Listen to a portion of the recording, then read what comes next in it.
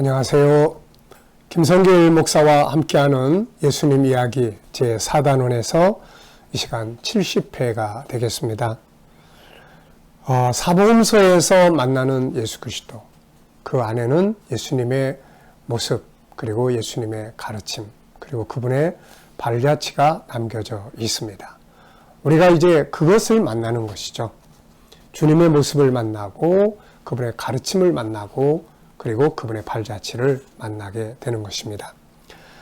주님의 가르침 가운데 지금 우리가 산상수훈, 그리고 그 중에서 팔복, 그리고 팔복 중에서 세 번째 복인 온유한 자의 복에 대해서 지금까지 우리가 쭉 살펴봤습니다. 이 시간에는 이제 온유한 자의 복 마지막 순서로 어떻게 온유한 자가 될 수 있는가에 대해서 우리가 살펴보려고 합니다. 자, 본문 말씀을 우리 같이 또 읽어보겠습니다. 마태복음 5장 1절부터 또 12절까지를 우리 같이 또 읽어보도록 하겠습니다. 예수께서 무리를 보시고 산에 올라가 앉으시니 제자들이 나온지라 입을 열어 가르쳐 이르시되 심령이 가난한 자는 복이 있나니 천국이 그들의 것이며 애통하는 자는 복이 있나니 그들이 위로를 받을 것이며 온유한 자는 복이 있나니 그들이 땅을 기업으로 받을 것이며 의에 줄이고 목마른 자는 복이 있나니 그들이 배부를 것이며 긍휼히 여기는 자는 복이 있나니 그들이 긍휼히 여김을 받을 것이며 마음이 청결한 자는 복이 있나니 그들이 하나님을 볼 것이며 화평하게 하는 자는 복이 있나니 그들이 하나님의 아들이라 일컬음을 받을 것이며 의를 위하여 박해를 받은 자는 복이 있나니 천국이 그들의 것임이라. 나로 말미암아 너희를 욕하고 박해하고 거짓으로 너희를 거슬러 모든 악한 말을 할 때에는 너희에게 복이 있나니 기뻐하고 즐거워하라. 하늘에서 너희 상이 큼이라.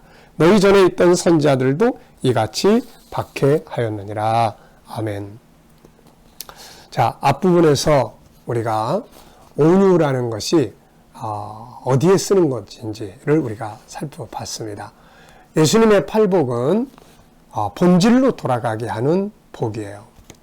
본질로 돌아가지 않은 상태에서 아무리 많은 걸 가지고 있어도 그건 복이 아니죠. 하나님을 떠나 있는 상태에서 아무리 좋은 걸 많이 가지고 있다 해서 이게 복이 될 수가 없는 거예요. 그래서 예수님은 본질로 돌아가는 이야기들을 지금 쭉 하고 계세요. 본질은 어디입니까?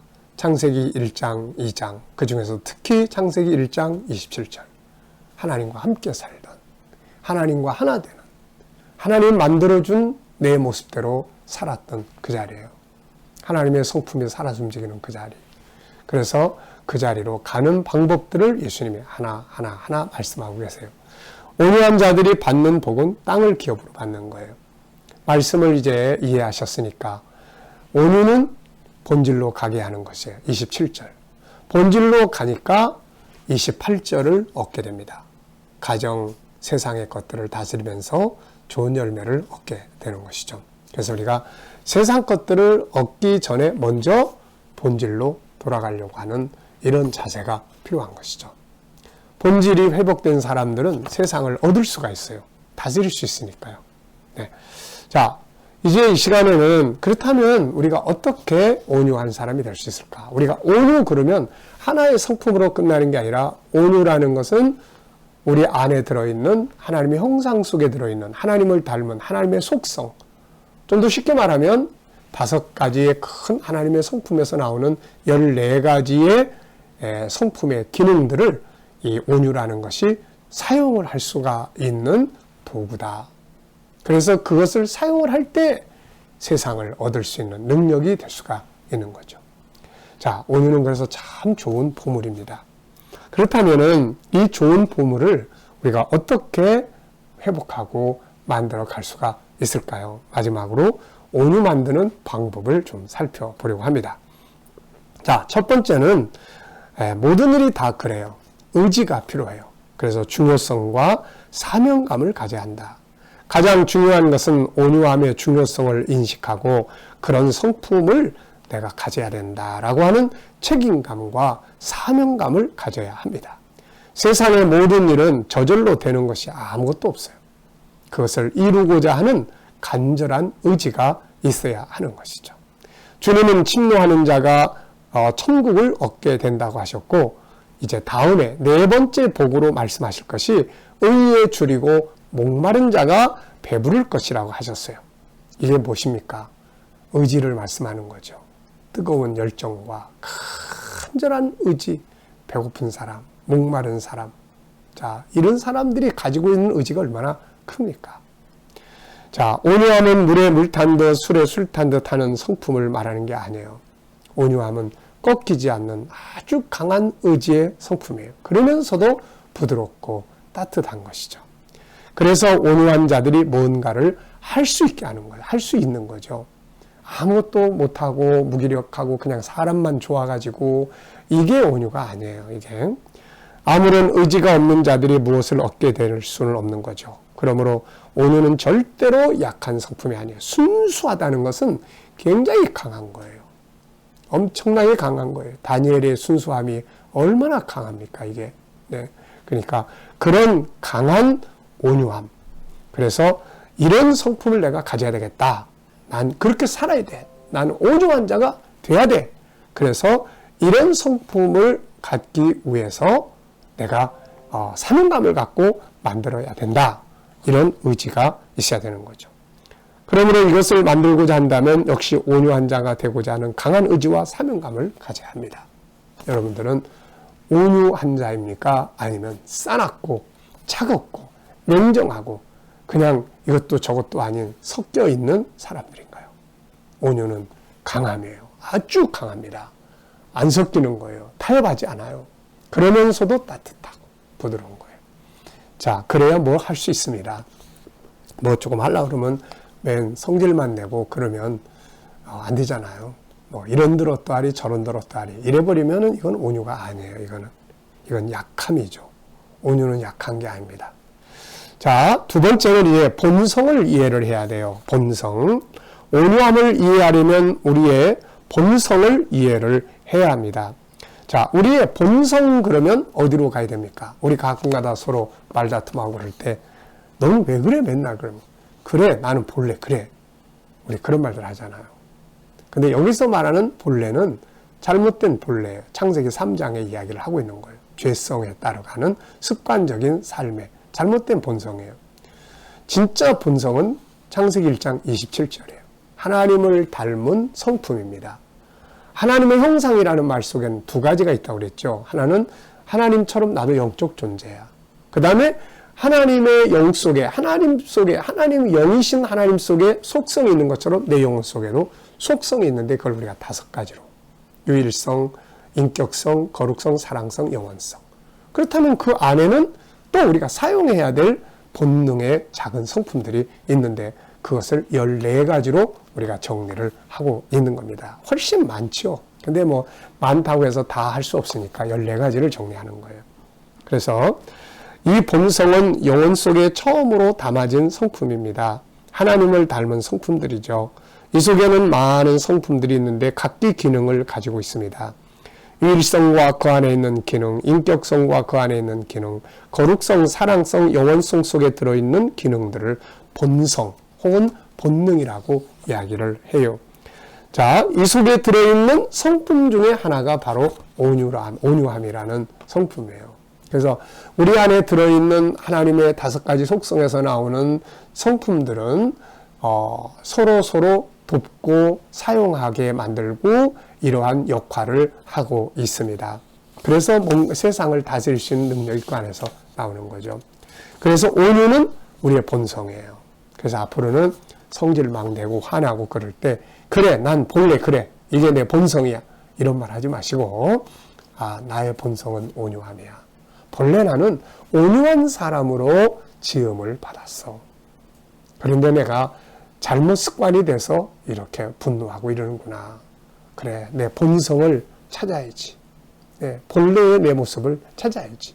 이런 마음을 갖는 것이 아주 중요하죠. 예수님은 자신을 온유하고 겸손한 자라고 하셨습니다. 그분은 본래 온유의 본체죠. 그 성품을 우리에게 주신 거예요.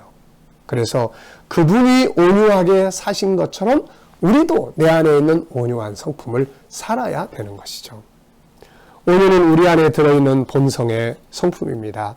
이 성품이 다른 성품의 기능들을 아름답게 활용할 수 있도록 만들어주는 거죠. 그런데 인간이 범죄함으로 또 하나의 성품이 만들어졌는데 이게 죄성이에요. 죄가 들어와가지고 우리의 본성을 망가뜨리고 그게 죄가 나의 본성처럼 행동하는 거죠. 그래서 나는 본래 그래 이 말 이걸 잘 이제 구별을 하셔야 된다는 거예요. 사람들은 자기의 본성을 모르기 때문에 가짜 나를 진짜 나라고 이야기하면서 사는 거예요. 그것을 인정하기 때문에 그것의 습관이 되고 삶이 되고 있는 겁니다. 우리는 이제 진짜 나의 본성을 바로 알고 가짜 나인 죄성을 쫓아내고 버려야 됩니다. 예수님이 주님을 따라오려거든 자기를 버리라고 하셨는데 이게 바로 가짜 나예요. 이것을 버려야 주님을 따라갈 수가 있게 되는 것입니다. 자, 첫째는 의지가 있어야 된다. 온유한 사람이 되고자 하는 의지와 사명감. 두 번째는 이게 본래 내 성품이라는 것을 알고 인정하고 그것을 회복하려고 해야 된다. 세 번째는 모델이 있어야 됩니다. 온유가 도대체 뭐 어떻게 하는 거야? 모델이요. 무엇을 만들어 갈 때 옆에 모델이 있으면 쉽죠. 온유는 나의 본성이지만 우리는 이것을 잃어버린 채로 죄성의 지배를 받고 살아요. 그래서 온유는 버리고 반대말인 성질을 잘 내고 냉정하고 이기적이고 차갑고 때로는 막 혼합주의처럼 살게 되고 순수성을 잃어버린 이런 모습으로 살아가게 되는 것이죠. 이제 땅속에 있는 깊은 본능 속에 들어있는 나의 온유를 찾아서 이것이 빛을 발하게 해야 합니다. 이것을 이루기 위해서는 누군가가 옆에서 온유는 이런 거야 하고 가는 모습이 있으면 훨씬 따라가기가 쉽지요. 그래서 온유의 모델은 바로 예수님이잖아요. 마태복음 11장 29절에서 예수님은 나는 온유하고 겸손하다. 나를 배우라고 말씀하셨습니다. 온유의 모델은 주님이에요. 주님의 모습을 보면 뭐가 떠오르시나요? 예수님의 모습을 예수님 딱 생각하면 뭐가 떠오르시나요? 자, 그분의 온유는 우선 겸손의 특징을 가지고 있어요. 내려놓고 비우고 낮아져서 사람을 섬기는 것이죠. 그분의 온유는 사랑입니다. 보잘것없는 사람들 앞에 머리 숙이시고 그들의 팔을 씻기시고 그들을 용납하시고 용서하시고 품에 안으신 거죠. 그분의 온유는 능력이 있어요. 그래서 기적을 만들고 사람을 치료하고 문제를 해결해주고 필요한 것을 공급해주는 거죠. 그분의 온유는 순수하고 강하셨어요. 죄와 섞이지 않고 세상과 섞임이 없이 때로는 바보같이 순수하게 자기 길을 가셨고 외식과 형식을 단호하게 꾸짖습니다. 그분의 온유는 희생이에요. 그분의 온유는 죄인들을 불쌍히 여기셨고 그들을 위해 자기 목숨을 버립니다. 그분의 온유는 아주 단단하죠. 참고 견디심입니다. 그분의 온유는 모든 것을 다 얻었죠. 마지막에는 자기의 십자가까지 지는 희생이었어요. 그런데 이러한 그분의 온유가 모든 것을 다 얻으셨던 겁니다. 분노와 차가움을 가졌던 가인, 헤롯 이런 사람들은 모든 걸 다 잃어버렸지만 온유하신 주님은 모든 것을 다 얻으신 것이죠. 그래서 온유가 뭔지 모를 때는 주님의 발자취, 주님의 모습을 한번 쭉 생각해 보시면 저렇게 사람을 섬기는 것이 온유구나. 저렇게 자기 희생하는 게 온유구나. 저렇게 죄와 타협하지 않고 가는 게 온유구나. 이런 것들을 보면서 따라가면 되는 거죠. 자, 그리고 이제 네 번째는 교육과 훈련이 필요합니다. 온유의 본능은 내 안에 있어요. 내 안에 씨가 있단 말이죠. 온유의 씨가 있어요. 그러면 이게 잘 사용하지 않아서 녹슬고 여기에다 물 주고 거름 주지 않아서 이게 크질 않고 있는 거죠. 그래서 이거 다시 물 주고 거름 주고 그러면 나도 모르게 이게 성장합니다.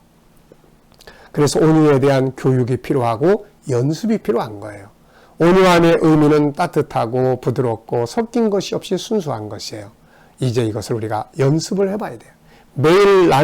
매일마다 나는 온유한 사람이야를 10번 이상 한번 외쳐보십시오. 거울을 보고 따뜻함을 연습하고 웃는 모습을 연습하고 삶의 현장에서 순수함을 연습해보고 대화 속에서 부드럽고 따뜻함을 연습해보고 내 언어 속에 내 얼굴 속에서 온유가 스며들 수 있도록 연습을 해봐야 합니다. 이 온유를 가지고 유일성, 그리고 인격성, 거룩성, 사랑성, 영혼성 안에 있는 14개의 성품을 사용해보는 연습도 해보시기 바랍니다. 익숙해지면 잘할 수 있거든요. 온유한 자가 복이 있나니 저희가 땅을 기업으로 얻을 것이다. 27절을 잘하면 28절을 얻게 될 것이다. 참 좋은 말씀이에요. 하늘과 땅의 것을 기업으로 누리고 싶다면 온유한 자가 되어야 될 것입니다. 이 시간 말씀 여기서 마치겠습니다. 감사합니다.